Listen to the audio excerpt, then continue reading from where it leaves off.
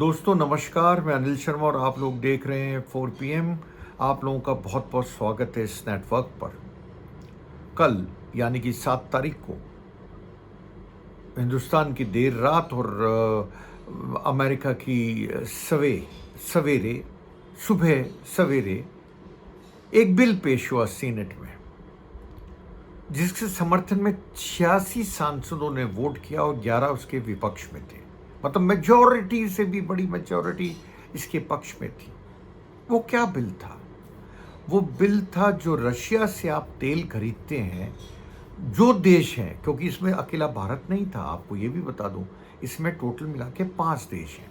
पर हमें अपने देश से मतलब है, इसलिए भारत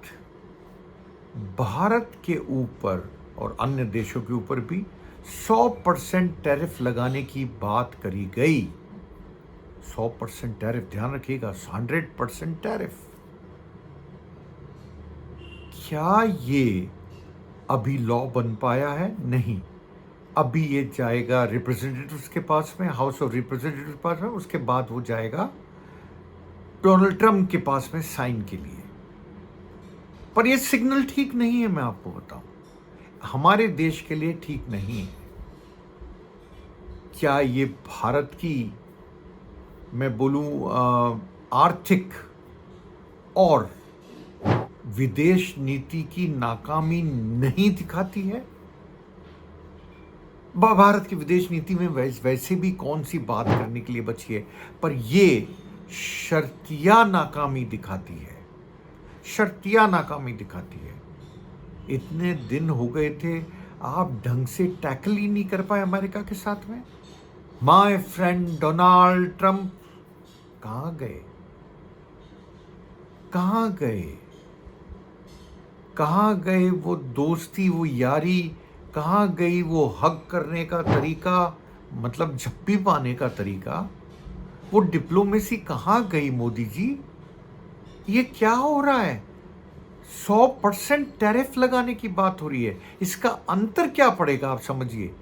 हिंदुस्तान अभी चीजें ज्यादा निर्यात करता है अमेरिका को, मतलब यहां से ज्यादा चीजें बेचता है बनिस्बत इसके कि वहां से चीजें कम मंगाता है। मतलब एक्सपोर्ट ज्यादा करता है, पर इंपोर्ट आप देखें तो कम करता है। मतलब एक्सपोर्ट ज्यादा है, इंपोर्ट कम है अमेरिका से। तो क्या उस पर असर नहीं पड़ेगा? क्या हमारी चीजें अमेरिका में महंगी नहीं होंगी?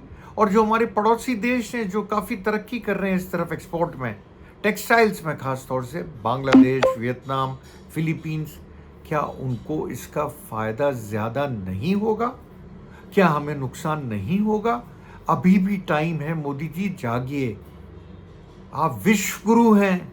आपने यूक्रेन और रशिया की वॉर भी रुकवाई थी अपने बच्चों को निकालने के लिए। ये कहते हैं, मुझे नहीं पता, कथित तौर पे कहा जाता है। आपकी तो ट्रंप साहब से बहुत बनती है, वो कभी आपकी बहुत तारीफ करते हैं। ये क्या हो रहा है हमारे साथ में? 100% टैरिफ। अरे सुनते ही आपका सर चकराने लगेगा कि क्या कर दिया। ये उन कंट्रीज पे करा गया है, मैं फिर बोलूंगा, जो रूस से, रशिया से तेल खरीदते हैं। भाई मेरा देश, मैं जहां से चाहूं वहां से तेल खरीदूं ना। मुझे अमेरिका कौन होता है डायरेक्शन देने वाला या ऑर्डर देने वाला कि आप यहां से तेल खरीदेंगे, यहां से नहीं खरीदेंगे? और अभी तक हम उनका कहना मानते रहे हम उनका कहना। उन्होंने पहले कहा ईरान से नहीं खरीदेंगे, हमने ईरान से बंद कर दिया। उन्होंने कहा रशिया से आप नहीं खरीदेंगे, तो हमने कम करते गए थे, जबकि रशिया हमें सस्ता तेल दे रहा था। अब तो खैर उसी रेट पे तेल दे रहा था, प्रीमियम भी ले रहा था। पहले आपको सस्ता तेल दे रहा था, अब तो आप फंस गए। 100% टैरिफ। मतलब आप तेल खरीदोगे तो किससे खरीदोगे? अमेरिका से, वेनेजुएला से, इन दोनों कंट्रीज से तेल खरीदोगे। मतलब अमेरिका ये चाहता है आपसे, और आप मानोगे? ये तो ये बात हो गई। अरे मेरा देश, मैं जहाँ से चाहूँ, जहाँ से मुझे सस्ता मिलेगा, वहाँ से तेल खरीदने की मेरे को आज़ादी है। पर क्या अमेरिका ने वो छोड़ा आपके लिए? नहीं छोड़ा। ये रास्ता भी आपके लिए नहीं छोड़ा। अगर ये बिल पास हो गया तो क्या होगा? कभी आपने जानने की कोशिश की? मैं यही समझाने की कोशिश करता हूं कि आर्थिक ढांचे पे भी असर पड़ेगा। फॉरेन पॉलिसी पे तो पड़ ही चुका, आर्थिक ढांचे पे भी असर पड़ेगा। और इसके बारे में विपक्षी दल क्या बोल रहे हैं उस पर भी थोड़ी नजर डाल देते हैं। पर उस पर जाने से पहले मेरा आपको ये बताना जरूरी है, ये पहली बार नहीं है जब अमेरिका ने ऐसे ऑर्डर दिए हों, और ये पहली बार नहीं है जब हमने नहीं माने हो अमेरिका का ऑर्डर। हम मानते आए हैं हम इन ऑर्डर्स को। तो देखते हैं कि आगे क्या मोदी जी अपनी बात रखते हैं या नहीं रख पाते हैं ढंग से। इसी पे बात है, मेन तो टिकी हुई है। जो आइए थोड़ा बात कर लेते हैं कि विपक्ष के नेता इसके ऊपर क्या बोल रहे हैं। तो क्या विपक्ष, आप बोलेंगे विपक्ष का क्या लेन देना? अरे क्या लेन देना नहीं, इस पे निशाना नहीं साधेगा विपक्ष? क्या इस नाकामी को नहीं बोलना चाहिए विपक्ष को? बिल्कुल बोलना चाहिए। ये मैं फिर बोलूंगा, हमारी विदेश नीति और आर्थिक नीति की नाकामी है, नाकामी है ये। तो आखिर पवन खेड़ा जो कांग्रेस के नेता, अब तो राज्यसभा के सदस्य भी हैं, उन्होंने क्या कहा? उन्होंने कहा, मैं उनके शब्दों में आपको बताता हूं। क्या आपको लगता है कि भारत सच में स्वतंत्र है? देखिए, ये क्वेश्चन मैंने उठाया था और मैंने ये भी कहा था शुरू में, अगर आपने सुना हो, कि क्या हम स्वतंत्र नहीं हैं? हम कहां से क्या सामान खरीदें, क्या ना खरीदें? क्या नहीं है हम? क्या हम दबाव में काम करते हैं? पवन खेड़ा आगे कहते हैं, जो भी आता है भारत को धमकाता है, जो भी आता है अपनी शर्तें थोपता है। वह कहता है कि आप यहां से तेल खरीदें, इतना तेल खरीद सकते हैं, और वहां से तेल नहीं खरीद सकते। सहमत हूं इस बात से। खेड़ा ने आगे कहा, पूरे देश में खुद को विश्व गुरु बताते घूमते हैं, खासतौर से गोदी मीडिया विश्व गुरु की बात करते हैं, लेकिन संसद में जाने तक की हिम्मत नहीं रखते। देखिए, ये बात इसलिए जरूरी हो गई, 20 तारीख के बाद कॉकरोच जनता पार्टी का जब से पार्लियामेंट मार्च हुआ, जिसमें काफ़ी डंडे भी चले, गलत चीज़ें भी हुई, अभद्र व्यवहार भी हुआ लड़कियों के साथ में, उस दिन के बाद में अमित शाह और नरेंद्र मोदी संसद परिसर में तो दिखे, पर हाउस में नहीं दिखे, बिल्कुल नजर नहीं आए। क्यों? क्या डरते हैं स्टेटमेंट देने से? आगे बढ़ता हूं। पवन खेड़ा कह रहे हैं, जो संसद में नहीं आते उनसे जवाब मांगिए। उनमें संसद में जाने की हिम्मत इसलिए नहीं है क्योंकि वहां ये सभी मुद्दे उठाए जाएंगे, उन्हें हर बात के लिए जवाबदेह ठहराया जाएगा। क्या ये कारण है?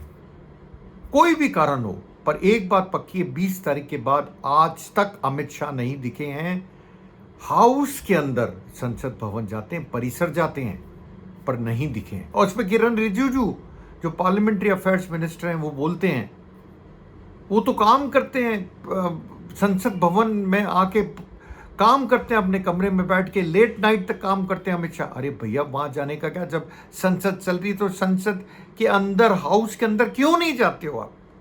क्यों नहीं जाते हो अमित शाह जी? क्यों नहीं जाते हो आप? एनीवे, कई क्वेश्चन रेज करता है, मैं आपको बताऊं।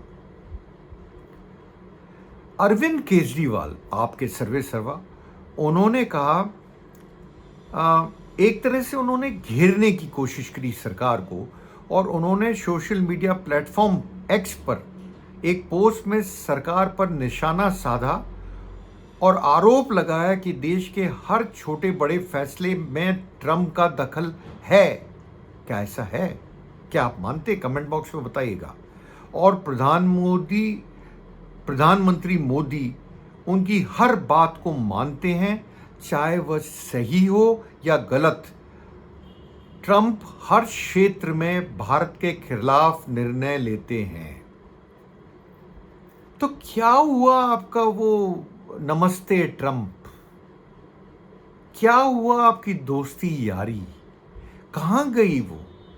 उड़ गई क्या हवा में, जो आप बात नहीं करते हैं? अरे मिलाइए ट्रंप साहब को फोन, बोलिए क्या कर रहे हैं आप? हमारा देश फ्री है, हम चाहे जहां से तेल खरीदें। आप कौन? कैसे लगा सकते हैं आपके ऊपर 100% टैरिफ? जवाब मुझे पता है सरकार का क्या आएगा। अभी जल्दबाजी, अभी तो कुछ नहीं हुआ, अभी तो एक जगह पास हुआ है, सीनेट में पास हुआ है। अभी तो आगे लंबा सफर है पास होने में, लंबा नहीं लगेगा। कुछ करिए, उठिए। ये शुद्ध रूप से आपकी नाकामी है। मैं फिर से बोलूंगा, मोदी सरकार की नाकामी है। फॉरेन पॉलिसी पे तो कई बार बोला गया है, आर्थिक नीति पे भी नाकामी है। और ऐसे लोगों को आप ढो रहे हैं, मोदी जी ढो रहे हैं, और अपनी सरकार चला रहे हैं जो बिल्कुल नाकामी भरी सरकार हो गई है, जो कोई काम नहीं कर पा रही। अमेरिका आपको दादागिरी दे देता है कि आप ये नहीं करेंगे, ये करेंगे, और आप मानते हैं। यही तो अरविंद केजरीवाल कह रहे हैं, यही तो बाकी लोग भी कह रहे हैं। जागिए, आपसे यही विनती है। मिलता हूं जल्द अपने नए वीडियो के साथ। तब तक यूं ही देखते रहिए, लाइक कीजिए, सब्सक्राइब कीजिए, फॉलो कीजिए और शेयर कीजिए 4 PM न्यूज़ नेटवर्क को। आप लोगों का बहुत बहुत धन्यवाद मेरे से जुड़ने के लिए।